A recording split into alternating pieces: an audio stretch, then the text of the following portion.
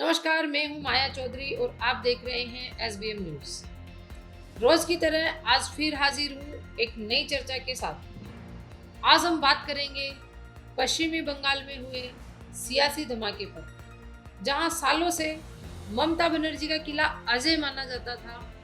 वहां इस बार भारतीय जनता पार्टी ने सीधी टक्कर देकर कहानी ही बदल दी। लेकिन ये जीत यूं ही नहीं आई। इसके पीछे प्रधानमंत्री नरेंद्र मोदी जी ने लंबे समय तक बंगाल में डेरा डाला, गांव-गांव रैलियां की, रोड शो और सियासी तापमान चरम पे रहा। इसके साथ ही सीआरपीएफ की तैनाती, चुनावी हिंसा के आरोप और हाई वोल्टेज ड्रामा। दूसरे राज्य में रहने वाले बंगाल निवासियों तक को यह कहकर बुलाया गया था कि वोट नहीं दिया तो लिस्ट से नाम गायब कर दिया जाएगा। मतलब मत का ही डर दिखाया जा रहा था।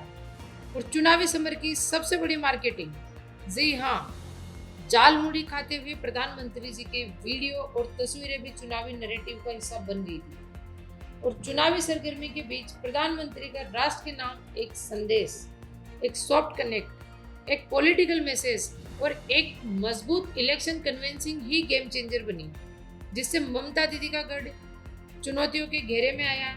और तृणमूल कांग्रेस के लिए ये सिर्फ हार ही नहीं बल्कि एक चेतावनी भी रही। ममता बनर्जी बंगाल चुनाव क्यों हारी?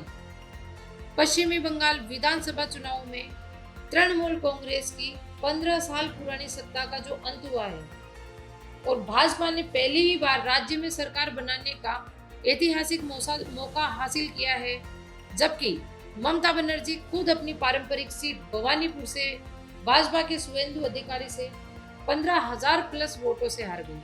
टीएमसी की सीटें 215 से घटकर करीब 80 रह गई, जबकि भाजपा ने 200 प्लस सीटें जीती और वोट शेयर में भी उल्लेखनीय बढ़ोतरी की।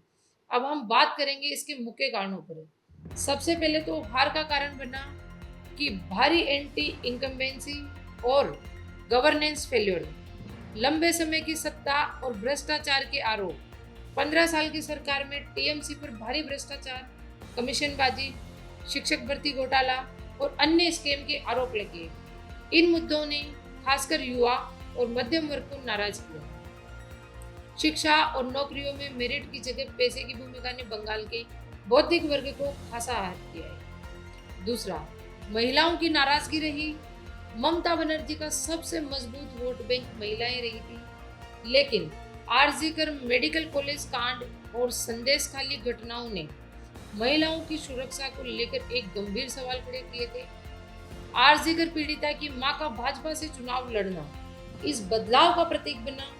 महिलाओं का पारंपरिक समर्थन टूटा। तीसरा, अल्पसंख्यक वोट का विभाजन।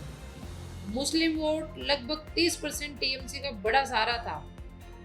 स्पेशल इंटेंसिव रिवीजन SIR और अन्य मुद्दों से अल्पसंख्यक वोट बटा।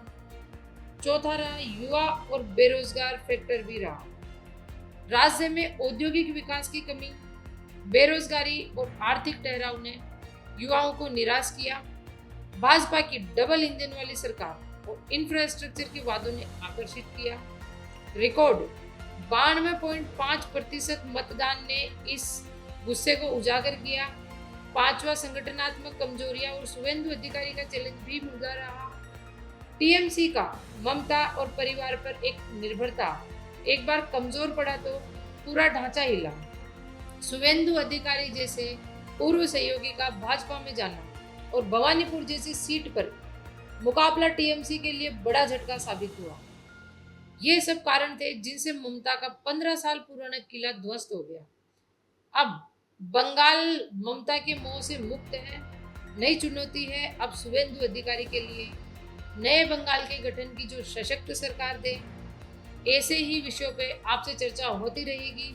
आप देखते रहिए एसबीएम न्यूज। नमस्कार।